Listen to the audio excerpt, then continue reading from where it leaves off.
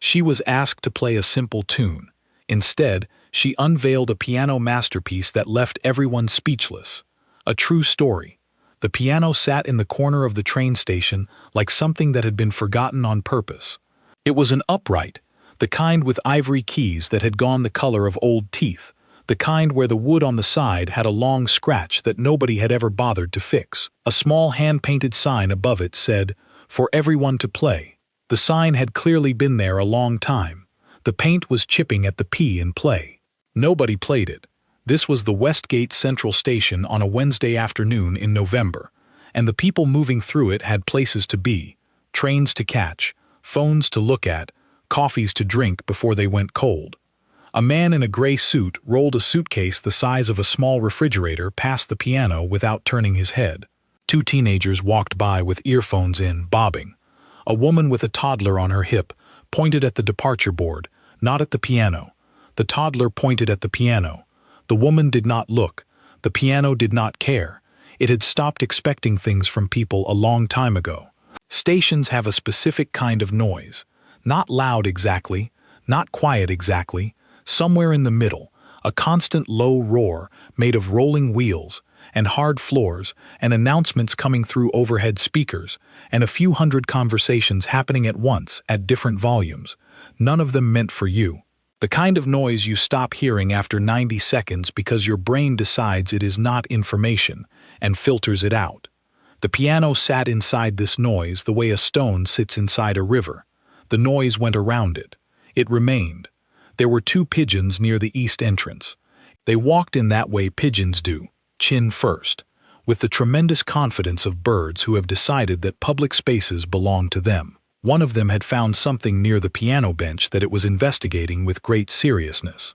The other stood at a small distance and watched. Neither played the piano. Then Nadia walked in. She came through the main doors on the east side, not running, not hurrying, just walking the way she always walked, which was like she was slightly behind on a schedule that only existed in her own head. Her coat was a dark green wool thing that was 2 sizes too big and had a button missing on the left side. Her bag was on her shoulder, the strap twisted wrong. Her hair was up in the kind of bun you make when you have 12 seconds and no mirror, the kind that looks somehow like it knows something. She was 41 years old, and she looked like she had lived all of them. She stopped at the departures board, checked it, looked at her phone, looked at the board again. Her train, the 4:47 to Greenfield, had been delayed by 40 minutes. The small orange letters next to it said, "Delayed, platform change soon." Of course, she said, to no one, to the board. To the 40 minutes she was now going to have to spend in a station that smelled of coffee and damp coats and the particular industrial cleaning product all public places seem to use, as if there is only one manufacturer of public place cleaning products in the world, which possibly there is. She looked around for a place to sit. There was a bench near the coffee kiosk, but a large man had spread his bag across both available seats and was looking at a tablet with an expression that said he was fully prepared to not move until his train was called.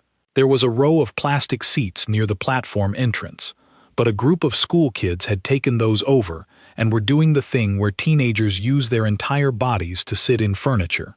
Legs draped over armrests, bags on every adjacent seat, horizontal where they should be vertical, taking up triple the space their bodies actually required, in the democratic and cheerful way of people who have not yet been told enough times to take up less space. She stood, and that was when she saw it, the piano, sitting there in its corner like a patient animal. She had not planned to walk over to it. That was not a plan she had made. Her feet simply walked her over the way your tongue finds a loose tooth. Not a decision, just a direction. She stood in front of it for a second. Maybe 2. The bench had a scuff mark on it shaped like a lopsided boot. The keys were real ivory on the white ones. She could tell. The black keys had tiny dents where too many fingers had pressed too hard over too many years. There was a thin film of station dust on the top of the lid. Somewhere inside the case, when she pressed the middle C quietly just to test, the hammer hit the string with a slightly woolly thud that meant the felt was getting old. The sustain pedal had a small squeak in it. The high register, anything above the top octave, was flat by about 20 cents, which is not the kind of flat most people can hear, but is the kind that lives under the surface of a note and makes it sound like it is carrying something heavier than itself. She sat down. She set her bag on the floor, tucking the strap under the bench leg so nobody could walk off with it. She adjusted the bench, 2 inches forward, the way she always did, the exact same 2 inches, every time. She put her hands in her lap. That was all. Just that. Hands in lap. Eyes down. Nobody in the station noticed. The man who spoke to her was maybe 25, maybe younger. He was working at a coffee cart about 8 meters from the piano, and he had the look of someone who had been at his shift for 3 hours too long. A little flat in the eyes, polite in the mechanical way of people who are paid to be polite, and have been paid to be polite for long enough that the politeness has settled into their face as a default expression, like a screensaver. He had tattoos on both forearms. The left one had something that might have been a wolf or might have been a large dog, it was hard to tell from a distance, and a beanie with a small cartoon cloud on the side of it that was the kind of beanie you wear in November but also kind of in every other month because it has become part of who you are. He leaned over the counter. "You play?" he called out. Not loud, just conversational. The station noise mostly swallowed it. Nadia looked up. "A bit," she said. This was not a lie exactly. It was the kind of thing you say when the truth is too big to carry in a casual exchange with a stranger in a train station on a Wednesday afternoon. A bit, sure, a bit. Like when someone asks how you're doing and you say fine, when what you mean is something considerably more layered than fine, but fine is the appropriate unit of exchange for this context. "Go on then," the young man said. He gestured at the piano like he was gesturing at a plate of biscuits. "Come on, have one, help yourself. Give us something simple, something easy, bit of background music." Background music. She looked at the keys. Background music. Something simple, something easy. She thought about the last time someone had told her she wasn't enough for something complicated. She thought about it the way you think about an old scar, quickly, in passing, with a kind of neutral recognition. The scar is there. It does not hurt unless you press it. You do not press it. She was 19 then. The room had smelled like old wood and rosin and the particular kind of silence that exists in music school rooms between one person finishing a piece and the faculty deciding what they think. It is a silence shaped like a verdict. You don't have the weight for it, the instructor had said. He didn't say it cruelly. That was almost the worst part. He said it the way you'd say the weather, matter of fact, informational. The hands are fine, technically, but the piece needs more than technical. It needs weight, history, a kind of gravity. "You'll be good, Nadia. You'll be very good. Just not for this." She had nodded, collected her things, walked out into a hallway that smelled of rosin and other people's sweat and the specific anxiety of competition, and then out into the street, and then down the street, and she had not cried until she was on the bus home, and even then it was quiet. The kind of crying that doesn't ask for anything from anyone nearby, the kind that is a private transaction between you and something you're losing. Then she had gone home and practiced. Every day after that, for 23 years, alone mostly, in small rooms, early mornings, never for anyone. Something simple, the young man said again, still friendly, still casual, still meaning nothing by it at all. Just a Wednesday request. Just background noise for a coffee cart. "Sure," Nadia said. She turned to the keys. The first thing she played was gentle. It would be wrong to call it pretty. Pretty is something you notice and appreciate and then forget in the same motion. It passes through you without leaving a mark. What she played first was different. It was the kind of sound that doesn't announce itself, that arrives so quietly you almost think you imagined it. By the time you realize you're listening to something, you've already been listening for 30 seconds. A simple melodic line in the right hand. Unhurried. Clean. Nothing that would stop anyone. The man with the refrigerator suitcase walked past again. He'd clearly made a wrong turn somewhere, and was working his way back to the departure board, his face carrying the expression of a person who is not lost, but is choosing to consider this a minor rerouting. He didn't turn his head. The teenagers continued being horizontal. The woman at the coffee cart was looking at her phone. The young man with the cartoon cloud beanie was wiping down the counter surface for the fourth or fifth time, the cloth going in the same circle it always went in. Normal. Nothing. The station continued being a station. Nobody had asked for anything other than background noise, and background noise was what she was producing, and everything was proceeding accordingly. Nadia played. Her spine was very straight, which she didn't notice.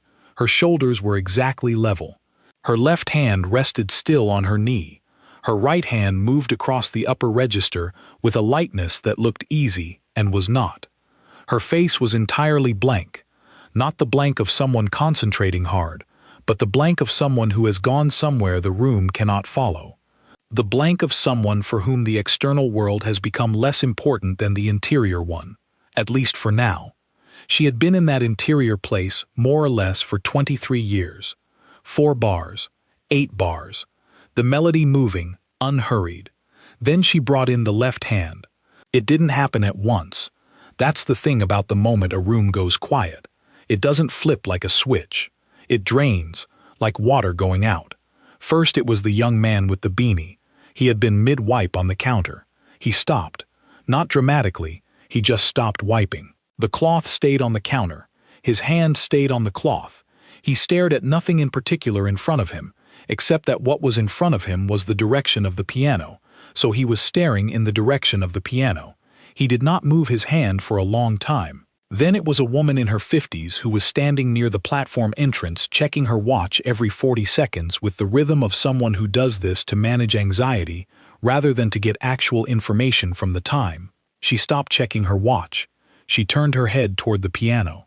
Her hand, still wearing the watch, came slowly down to her side. Then it was 2 men in work gear, bright orange safety vests, heading toward the exit at the end of their shift. One of them slowed, said something to the other in a low voice. The other slowed too. They both turned toward the piano. Then a few more. Then a few more. Nobody made an announcement.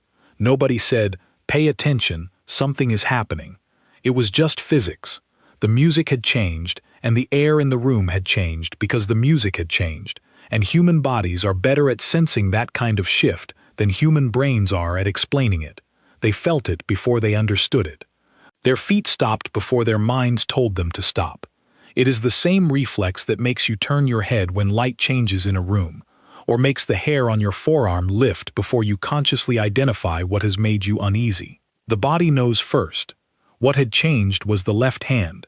The left hand had come down into something architectural. The word for it, the technical, music school word, is voicing. It means the way a pianist chooses which notes to lean on and which to barely touch. How the weight of a chord is organized so that one note sits on top and rings out clearly, while the others hold the structure underneath, out of the way, but present. It is one of the things that separates people who play the piano from pianists. Most people who learn an instrument can learn to play the right notes in the right order at the right speed. Voicing is something else. It is about decisions. Thousands of tiny decisions per minute, each one made in the microsecond before a finger depresses a key. Each one the product of years of understanding what a given sound needs to do inside a listener's chest. Nadia's left hand voiced every chord like she was building something. The right hand, up high, opened into a run, a cascade of notes, so fast and clean, it should not have been possible at the tempo she was holding, except that it was entirely possible, because she had practiced it, or something adjacent to it, at 6 in the morning, and 7 in the evening, and on lunch breaks, and on the long Sunday afternoons that other people spent in other ways, and on the bad days when practicing was the only available thing, and the available thing was enough. A woman somewhere in the middle of the concourse dropped a pin, did not pick it up. A child, maybe 6 years old, who had been tugging at her father's sleeve saying something persistent about biscuits, stopped saying something about biscuits. She turned and looked at the piano. Her face was the face of a person encountering something for which they have no word and no prior experience, a thing outside the available categories. She sat down on the floor, cross-legged, without asking permission, without looking at her father for guidance. He looked down at her. Then he looked at the piano. He sat down on a nearby bench slowly, as if sitting by gravity, without deciding to sit. He did not notice he had sat down. The man with the refrigerator suitcase came around from the other direction, still rerouting, still rolling, and this time he stopped. Not because he was lost, because of the sound. He stood there with his enormous suitcase beside him, and he listened, and he did not move, and he had the expression of someone who has been found without knowing they had been looking for anything. The noise of the station didn't disappear. Trains were still announced. The coffee machine still gurgled through its cycle. Somewhere in the far back of the building, a baby cried. A platform gate clicked open, but all of that had moved to the outside of things. The music was the inside now, the inside of the room, the inside of the people standing in it. Nadia did not look up. She was not performing. This is an important distinction. Performing is something you do for people. You shape the sound toward them. You offer it. You check their response and adjust. What Nadia was doing was different. She was playing the way she always played, which was for the music itself, which is a different thing entirely, and one that most people can feel even when they don't have the vocabulary to name it. There is something about music that is made for its own sake that sounds different from music made to impress. The first kind has a quality of space in it, room for the listener to enter, to bring themselves. The second kind is already full. She had never learned how to perform. She had only ever learned how to play. Here is a thing that is true about practicing something alone for a very long time. It does not feel heroic while you are doing it. It does not feel like anything, most days. It is just the morning, and then the keys, and then the work. It is the body doing what it has trained itself to do. The way a long-distance runner gets up at 5:30 on a dark morning and puts on their shoes not because they feel motivated, but because the practice has become the structure, and the structure is what holds the day up. When Nadia was 22, she had a studio flat above a laundrette in the south of the city. The flat smelled of fabric softener permanently, a warm, synthetic sweetness that she stopped noticing after the first month, the way you stop noticing the sound of traffic if you live near a road. She had a second-hand upright piano that had been moved up 2 flights of narrow stairs by 3 men who swore loudly in a language she didn't speak. They left. It was just her and the piano and the smell of other people's clean laundry. She practiced 2 hours every morning before work, before the laundrette downstairs opened and started its cycles, before the street outside got its noise. In the specific quiet of 6:30 in the morning, when the city has not yet decided to be awake, her neighbor, a retired postal worker named Ted, who lived on the same floor and had a small dog and strong opinions about tea, knocked on the wall sometimes. Not to complain. 3 knocks meant, "Still alive in there?" She'd knock back twice. "Still here." Ted was not a music person by any description, but he said once through the wall, after a particularly long session that had run past 8 in the morning, something about how he didn't know what she was playing, but it reminded him of his mother ironing, and he said this like it was a compliment, which it was. She moved to a bigger flat at 26. She brought the piano. The movers swore again. Different men, same general vocabulary. She suspected all piano movers in the city swore in the same way, that it was a professional requirement, something they taught you on your first day. She practiced there too. 2 hours in the morning, 1 hour in the evening when work allowed, on weekends more, on bad weeks less, but always some. There was always some. When she was 30, a man she had been seeing for 8 months stood in the doorway of the room one Sunday morning and watched her play for a while without saying anything. She was aware of him there. She didn't stop. He watched for maybe 10 minutes, which is a long time to stand in a doorway, and then he said, "Why don't you do something with this?" She said, "I am doing something with it." He frowned slightly. "I mean, for people, publicly. You could perform." "You're good enough," she said. "I know what you mean." And then she kept playing, and eventually he left the doorway, and eventually over the following weeks he left other parts of her life too, and she was not entirely sure the 2 things were unrelated, but she had never tried very hard to find out. Some things you let go the direction they are going. She was not bitter about any of it. That was the other thing about a practice. A real one, a long one, the kind you do alone and early, and without an audience. It stops being about the result a long time, before you realize it has stopped being about the result. The point becomes the thing itself, The morning, the keys, the passage that won't cooperate, and then will, the work. The way a piece you have played 500 times suddenly reveals something new on the 501st. A phrase you thought you understood that turns out to contain a room you hadn't noticed. The way the body knows things before the brain knows them. Your fingers landing on a chord they have never been consciously taught to land on, except that they have, because you have done it enough times that it has moved out of thought and into muscle, into the body, hers. There were bad days, of course. Days when nothing worked, and the music felt like something behind glass, visible but untouchable. Days when she played something that had been liquid and alive yesterday, and today it was stiff, wooden, flat, like hearing a word you've said too many times until it stops sounding like itself. Those days she would play scales for a while, just scales, letting her hands remember their way back to the basics, until the resistance softened and the music was available again.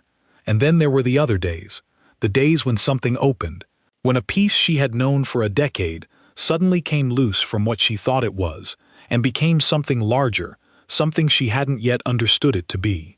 When her hands moved through a passage, and she felt it the way you feel a dream while you're still inside it, not watching yourself, not thinking about yourself, just inside the thing, present in it.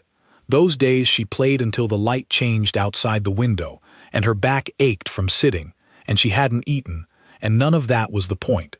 In the station, on the piano with the ivory-colored keys and the boot-shaped scuff on the bench, and the slightly flat high register, she was having one of those days.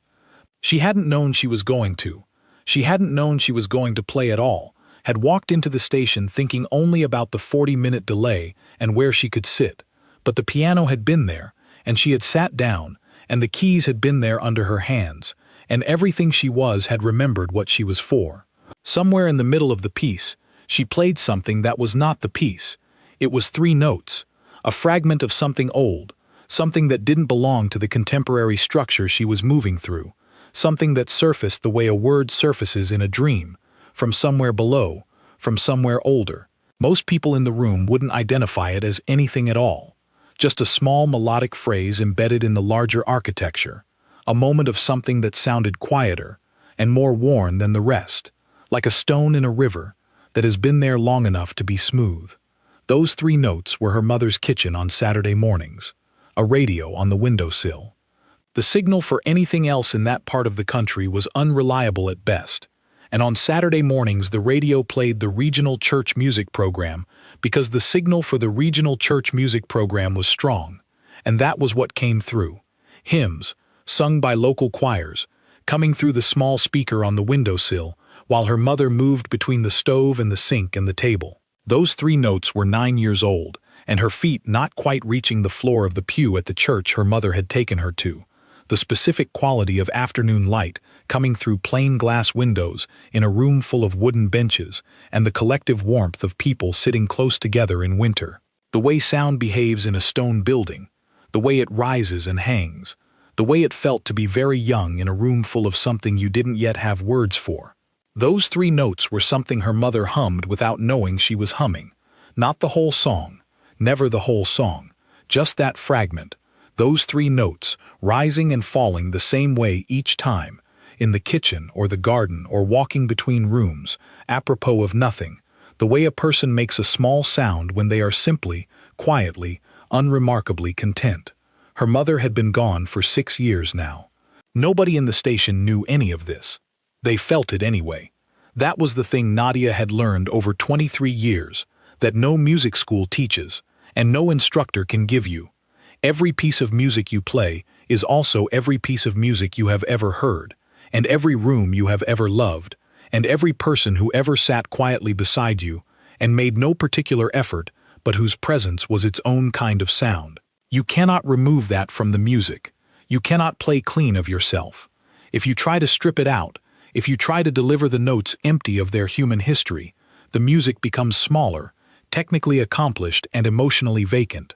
If you stop trying to control it, if you let the whole weight of yourself sit behind the sound without managing it or explaining it or containing it, something else happens. Something with its own gravity, something that crosses the gap between the person playing and the person listening and does not ask permission to enter. The woman near the platform entrance, the one with the watch, had tears on her face now. She had not noticed when they had started. She became aware of them the way you become aware of rain when you are standing outside. Not their beginning, just the fact of them already happening, your face already wet. She did not know why she was crying. She would think about this later and still not entirely know. She had not been thinking about anything sad. She had been thinking about her train, about whether she'd remembered to lock the back door at home, about whether there was anything to eat when she got there. And then the music had happened, and now she was crying, and the best explanation she would manage was, something opened. Something that usually stays closed had opened, and whatever was on the other side of it came through. That was the best she could do. Something opened. A teenager who had been lying sideways across two plastic chairs had sat up straight. He was 17, studying for exams that felt at the moment like the most important things in his life, and they were not, though nobody had told him this in a way he could yet receive. He sat up and looked at the piano, and his phone was still in his hand, and he was not looking at it. The little girl on the floor had put her chin in her hands. The man with the refrigerator suitcase had not moved in 4 minutes. He was going to miss a meeting. He would discover this later. He would not regret it. It would be a mistake to tell you the name of what she was playing. Not because names don't matter, they do, but because for this particular afternoon in this particular station, the name is the least important thing about it. Names are handles. What was happening here was past handles. What was happening here was architecture, structure, a thing built in sound that occupied a kind of space the way physical buildings occupy space, with weight, with proportion, with rooms inside it that you could enter and move through. The piece had a classical structure to it. It had been composed by a man who died a long time ago in a city far from this station, a man who had also known about mornings and practice and the kind of grief that doesn't announce itself but lives in the way you reach for a chord. The piece moved in the way pieces like this move, building and releasing and building again, with themes that return transformed, changed by what had happened in between them, the way you return changed from a long journey, even if everything looks the same. It was the kind of piece that, when people hear it in concert halls, they lean slightly forward in their seats without knowing they have leaned. Nadia was not in a concert hall. She was in a train station in November, with a bag at her feet and a coat missing a button and 40 minutes to spend before her train. The piano was out of tune in the high register. There was a station announcement partway through the second movement that said the 412 to Birchfield was now boarding on Platform 6. The 412 to Birchfield, Platform 6, spoken in the calm, slightly robotic voice of automated announcements everywhere. A coffee machine near the east entrance made a long, pressurized sound like a small engine. The baby that had been crying earlier cried again, briefly, and then stopped. None of this mattered. The piano's imperfections didn't diminish what she was doing. They became part of it, absorbed into it, made it specific to this place and this afternoon in a way that a concert piano in a purpose-built hall would not have been. The slightly flat note in the high treble meant that certain passages sounded like they were asking a question that couldn't be fully answered. The heavy action in the mid-register meant her phrasing slowed and deepened in those passages, the notes arriving with more weight than they might have on a lighter instrument. The small squeak of the sustain pedal appeared twice, at 2 moments of particular stillness, like a small voice clearing its throat. A musician in a concert hall would have found these things unbearable. Here, in this station, on this Wednesday, they were exactly right.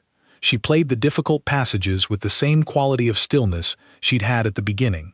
The parts that required both hands to do separate, complicated things simultaneously, the passages where the left hand had to stay perfectly steady while the right moved against it in controlled disorder, the passages that in music schools are called technically demanding, and that 20 years of dedicated practice had moved, for her, from the category of technically demanding into the category of just what happens. She played those the same way she played everything else, without showing the work, without the tension visible, just the music arriving. The crowd around the piano had grown without anyone organizing it. This is how these things always work. One person stops, and the stillness around them becomes a kind of gravity, and the next person walking past slows because of the stillness before they have even heard the music clearly, and then they hear it, and they stop, and their stillness adds to the field, and the field expands, and people are pulled into it, not because they have decided to listen, but because something in them recognizes that something worth stopping for is happening, and they stop. There were close to 30 people gathered now, loosely, in the way people gather for things they didn't plan to gather for, a gap between themselves and the source, a slight self-consciousness about the fact of their own stopping, but stopped nonetheless. A man in his 60s with a coffee cup held in both hands, steam rising. 3 women who had clearly been walking together and now stood separately, each inside her own listening. A platform guard, a young woman in uniform, who had come over from the barriers and was standing at the edge of the group, one hand resting on her radio, not transmitting into it.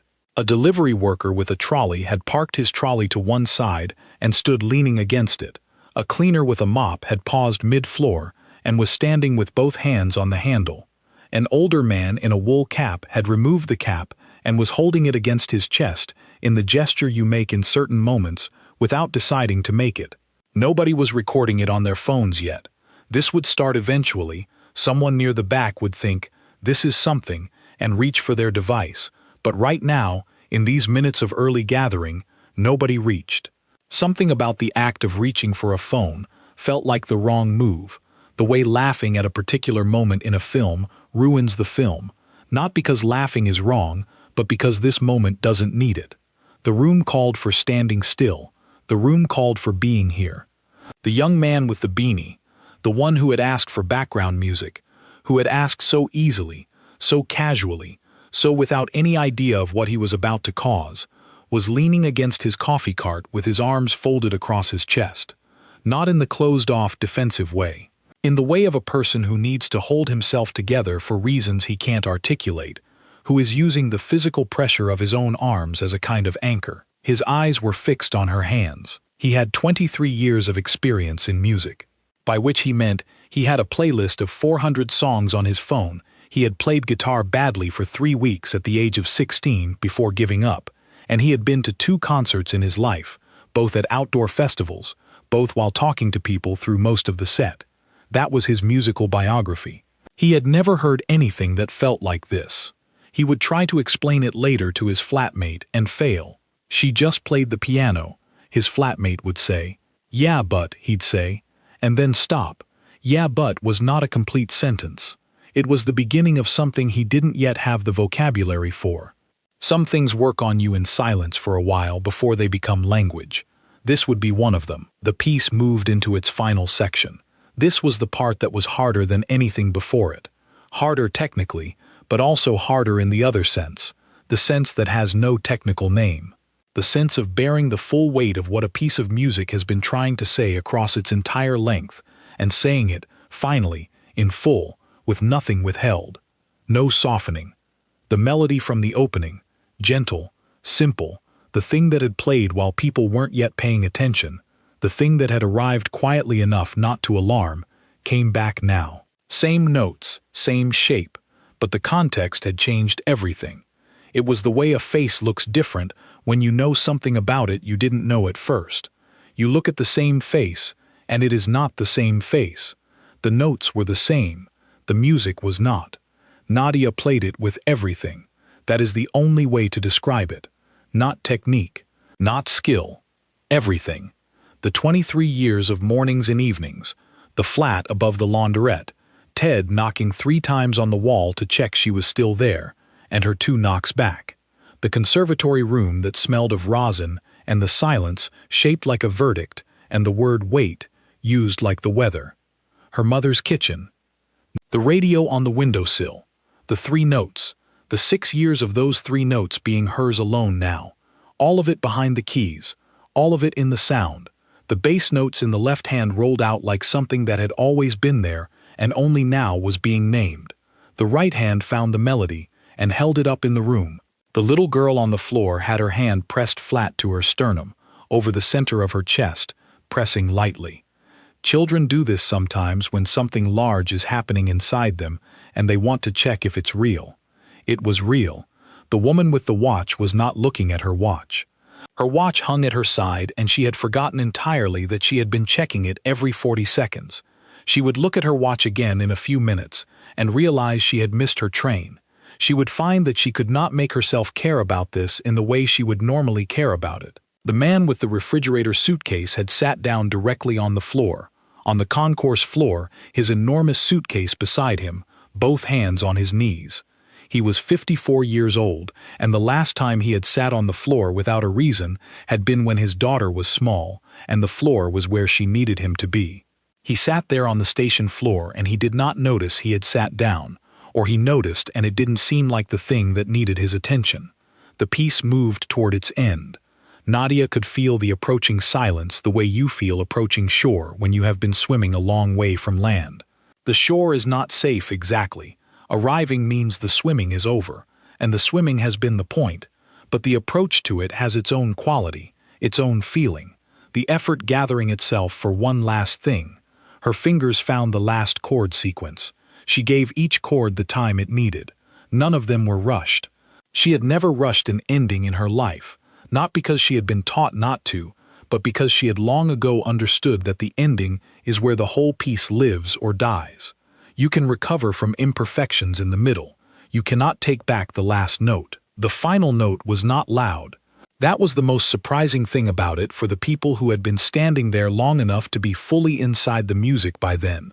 They had been carried up by it, the way a wave carries you, lifts you, moves you somewhere without asking, and the body braces for a large arrival, an emphatic end, something that justifies the journey. The last note was the opposite. It was very quiet, very contained. In the upper register, in that slightly rough, slightly questioning register, it arrived without force and simply rang. She held the sustain pedal. The note rang out, and began slowly to dissolve. She waited for it to fully dissolve. She kept her foot on the pedal until there was nothing left of the note but the memory of it in the air. This takes a certain faith, the faith to wait through what sounds like silence for the thing that is still happening in the silence. It took about 4 seconds. She waited all 4. Then she lifted the pedal. She put her hands in her lap. She looked down at them. She always did this after playing, not for effect, not as a gesture. She had always done it. Her hands needed a moment to be still, to release what they'd been holding. They retained the music for a few seconds after the keys were released. She could feel it in the tendons of her forearms, in the webbing between her fingers, in the particular warm, tired feeling of her wrists. It was always like this after a good session, like she had been carrying something and had only now put it down. She stood. The silence lasted 4 seconds. Not because anyone was uncertain, because they needed those 4 seconds to come back into themselves, to re-enter the station, the afternoon, their own skin. They had been somewhere else, temporarily, and it takes a moment to return from somewhere else. The body needs to reorient. The eyes need to remember where they are. Then the applause started. It started near the back, from the people who had been farthest from the piano and had therefore kept a little more of themselves available, and it moved forward, through the crowd, arriving at the front last of all. It was not polite applause, the kind you give at the end of a performance, because performances end, and that is what you do. It was the other kind. The kind that people make when they have been given something they didn't know they needed and can't articulate and are trying to return somehow. The woman with the watch was crying openly now. She had stopped doing anything about it. She was just letting it happen, both hands at her sides, face doing what faces do when they have stopped managing their own expression. The little girl had not moved from the floor. She was still cross-legged, still looking at the piano, as if the music were still in there somewhere, and only needed the right kind of attention to come out again. Her father was kneeling beside her now, his hand on her back. Neither of them spoke. The young man with the beanie was clapping. He was clapping hard, harder than you might expect from someone standing behind a coffee cart, with the slightly surprised expression of a person whose own reaction has exceeded what he authorized. He didn't stop. The man with the refrigerator suitcase had gotten up from the floor. He stood straight, shoulders back, and clapped with the suitcase handle in one hand, the back of that hand receiving the palm of the other. An awkward configuration. He didn't notice. Nadia adjusted her coat. She picked up her bag from the floor, checked by reflex that the strap had been under the bench leg. It had, and lifted it onto her shoulder. She turned and looked at the room. Not at any one person. At the room. The person who had asked her to play something simple was at the edge of the crowd. He was still leaning against his cart, still holding the cloth. His face was different from the face it had been before. Something in it had moved. She met his eyes. 1 second. She did not smile. She did not nod. She did not do any of the things a person does when they acknowledge having done something remarkable, because she did not experience what she had done as remarkable. She had played. She had played the way she always played, which was the only way she knew how, which was with everything.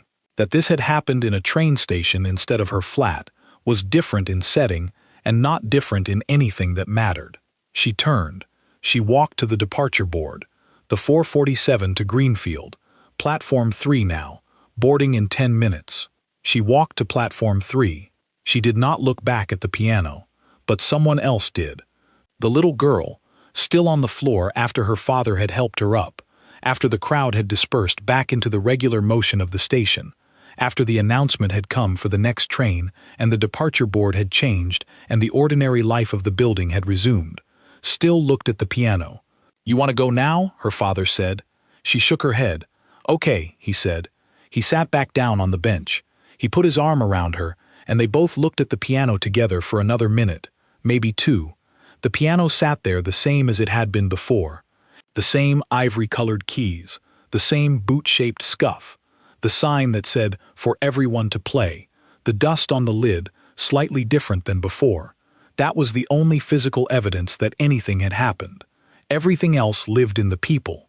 The young man with the beanie cleaned the coffee machine that evening and thought about something his dad had told him once, which was that the people most worth paying attention to in the world are the ones who are not trying to get your attention. He had not understood that at the time, being 16, which is an age at which you mainly pay attention to things that are trying very hard to get your attention. He understood it now. A woman in a green coat with a twisted bag strap had sat down at a battered piano in a train station and played something that had rearranged something in his chest, and she had done it without preamble, without setup, without any gesture in the direction of being noticed. She had just played. He thought about all the people he passed every day, on the tube, in the street, in the line at the supermarket, who contained something like that, who practiced, who carried things, who were capable of stopping a room if someone asked, and sometimes, even if nobody did.